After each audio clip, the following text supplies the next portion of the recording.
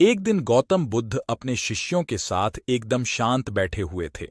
उन्हें इस प्रकार बैठे हुए देख शिष्य चिंतित हुए कि कहीं वह अस्वस्थ तो नहीं है। एक शिष्य ने उनसे पूछा कि आज वह मौन क्यों बैठे हैं, क्या शिष्यों से कोई गलती हो गई है? इसी बीच एक अन्य शिष्य ने पूछा कि क्या वह अस्वस्थ हैं, पर बुद्ध मौन रहे। तभी कुछ दूर खड़ा व्यक्ति जोर से चिल्लाया, आज मुझे सभा में बैठने की अनुमति क्यों नहीं दी गई है? बुद्ध आंखें बंद करके ध्यान मग्न हो गए। वह व्यक्ति फिर से चिल्लाया, मुझे प्रवेश की अनुमति क्यों नहीं मिली?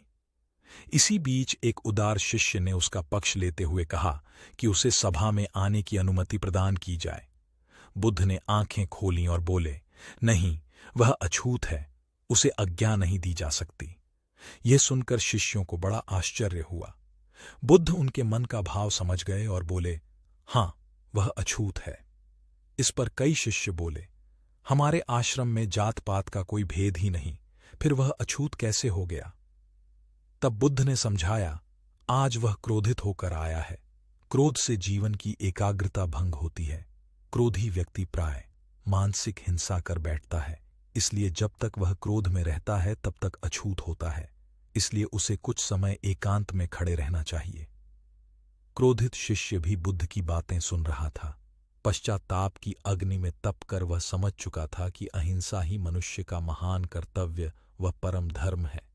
वह बुद्ध के चरणों में गिर पड़ा और कभी क्रोध न करने का प्रण लिया। शिक्षा: आशय यह है कि क्रोध के कारण व्यक्ति अनर्थ कर बैठता है और पश्चाताप उसे बाद में होता है, जिसका कोई लाभ नहीं मिलता। इसलिए हमें क्रोध नहीं करना चाहिए। असल मायने में क्रोधित व्यक्ति अछूत हो जाता है और उसे अकेला छोड़ देना चाहिए।